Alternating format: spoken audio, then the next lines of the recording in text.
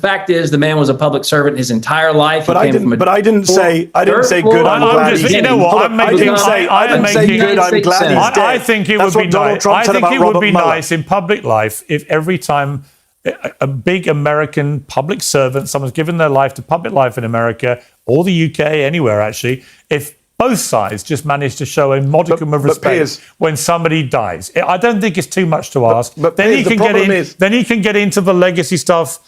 Give it a beat. Give it a day or two. The problem is, you say you're on. That's my view. Hold on, let me make this point. Last point, then you can cut me off. You say you're in the middle and fair on this. You said the left yesterday. I read your tweet. Yeah. Despicably cruel, heartless, and abusive. The least kind people on earth. Yeah. You did not say that when Donald Trump said the same thing to Mueller and Ryan. Actually, I have regularly criticised him.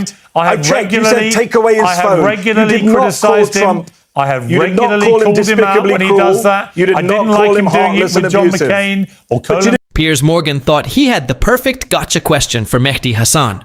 But what happened next completely changed the conversation. Instead of backing down, Hasan responded with a blunt answer that immediately put the spotlight back on the legacy and public record of Senator Lindsey Graham, turning what was supposed to be a difficult moment into a heated political debate. Before we dive into the full story, comment where you're watching from, and don't forget to like, share, and subscribe so you don't miss the next one.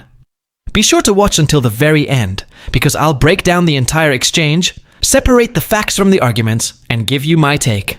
Let's get into it. Policy, as you know, is fraught with a whole bunch of different issues. I've traveled with the president all over the world. We went to North Korea, actually, China, etc., to deal with some of the geopolitical threats that this country faces. Now, they're not imminent threats. They're more economic. They're not military in nature, in that they're not doing kinetic activity in the moment and funding terrorism to try and kill Americans, which Iran, as you pointed out, clearly has done.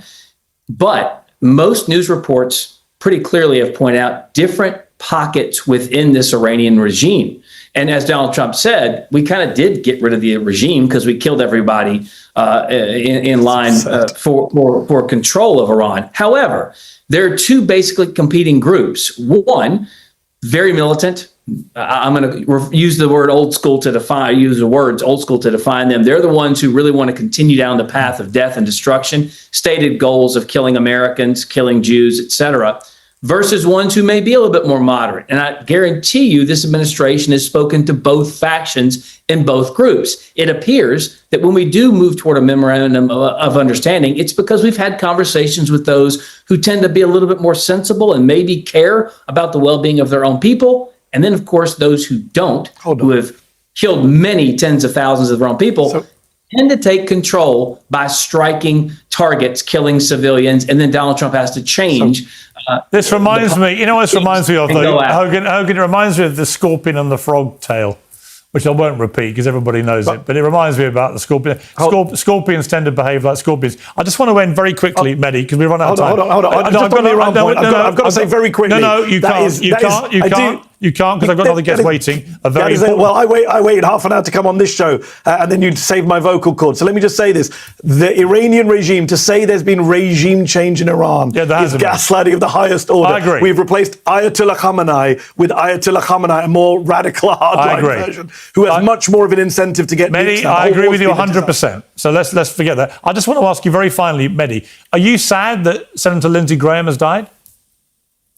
No, I'm not sad. I'm not celebrating it either, as you suggested in your introduction. I think it's a bit of a straw man to say everyone's celebrating his death. I think as journalists, Piers, you and I, we hold power accountable. We speak truth to power. I'm not of the school that says when a politician dies, a public figure dies, we treat them like a private figure and just shut up. I don't think journalism should turn into hagiography. At Zeteo, for example, we published a list of what Graham said and did. We just let the facts speak for themselves. He was a man who said awful things, genocidal things, racist things, and we put that on the record for people to see. That doesn't mean he didn't also do, I'm sure, good things in Congress as well, but overwhelmingly he argued for wars, including this Iran war that outlives him, that killed 100 schoolgirls on day one of the war. He argued for the Iraq war that you and I opposed, that killed over 1 million people. He never met a Middle East country he didn't want to invade, and I think that's how we should remember him. We should remember the full record. The problem is when powerful people die, people in our media, especially mainstream corporate corporate media want to just do hagiography and say, what a wonderful person they were.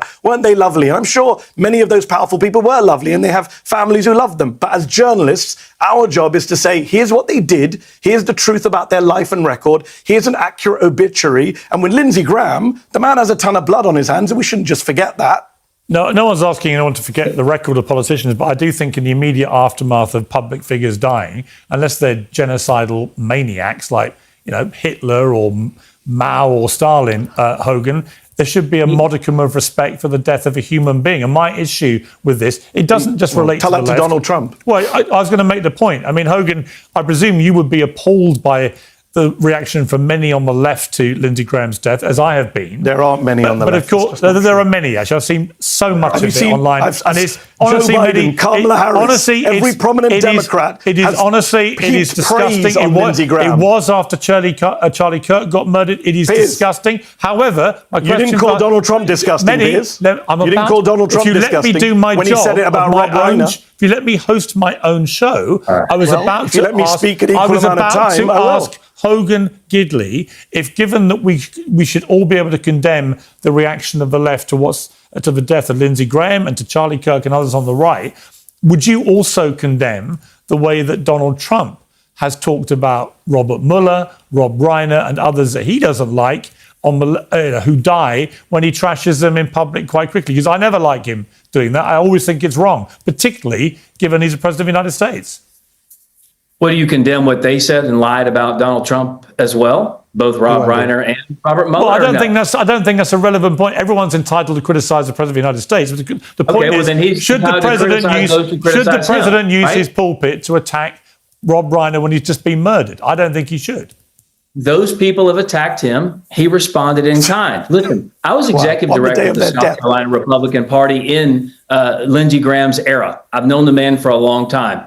Was he right on every issue? Did I agree with him on every issue? No. But he loved his country. He loved his constituents in the state of South Carolina. He loved being a United States senator. So did Robert Mueller. You can hate his policies. You can not like some of his votes. I got crossways with him a couple of times. Remember, in the first Trump administration, he wasn't on board with Donald Trump's closed border policies by any stretch. On the North Lawn, I said when I was at the state party in South Carolina, he got booed off the stage for supporting George W. Bush's amnesty. We called him Grahamnesty for a reason. And his staff called me and said, hey, you're off the Christmas card list, right? We laughed about it, and Lindsey Graham finally came on board with the proper policy, which is to protect the American people first. And he cozied up to Donald Trump because he knew that he had enough power and sway within the United States Senate to get things done for the America First movement. He was a patriot. You can disagree with him, Mehdi, all you want to. You can not like the wars. I don't like the wars either. But the fact is, the man was a public servant his entire life. But I didn't say good. I'm glad he's dead. You know what? I didn't say good. I'm glad he's dead. I think it would be nice. I think it would be nice in public life if every time a big American public servant, someone's given their life to public life in America or the UK, anywhere actually, if both sides just manage to show a modicum of respect when somebody dies. I don't think it's too much to ask. Then he can get into the legacy stuff. Give it a beat. Give it a day or two. The problem is, you say you're on the... That's my view. Hold on, let me make this point, last point, then you can cut me off. You say you're in the middle and fair on this. You said the left yesterday, I read your tweet, despicably cruel, heartless and abusive, the least kind people on earth. You did not say that when Donald Trump said the same thing to Mueller and Reiner. Actually, I checked. I have regularly criticised him. I checked. You said take away his phone. I have regularly criticised him. I have regularly called him out when he does that. You did not call him heartless and abusive. I didn't like him doing it with John McCain or Colin Powell. But you didn't call him despicably cruel. Reiner. No, I do think it's despicable. So let me be clear. You do think... Right? Okay, good. But there's nothing, when we end on there's nothing more hypocritical. Despicable. Nothing more hypocritical than people with the hashtag be kind in their bio on social media. Do you think it's despicably cruel for Donald Trump to attack the Kennedy family on the day their granddaughter Tatiana Schlossberg when died? They die? That is the least be kind thing imaginable. Anyway, I'm going to be kind and put your voice out of its misery. Thank you, Mehdi. Always good to have you. And Hogan, I always appreciate you coming on too. So thank you very much indeed. Whatever your view of this debate, one thing is certain. It has people talking. Mehdi Hasan and Piers Morgan clearly see this issue very differently. And that's exactly why exchanges like this continue to spark so much discussion online. Now I want to hear from you. Do you think Piers Morgan asked a fair question, or did Mehdi Hasan successfully turn the tables? Let me know your thoughts in the comments below. And if you enjoyed this breakdown, please take a second to like the video, share it with someone who loves political debates, and subscribe for more in-depth political commentary every week. Thanks so much for watching, and I'll see you in the next one.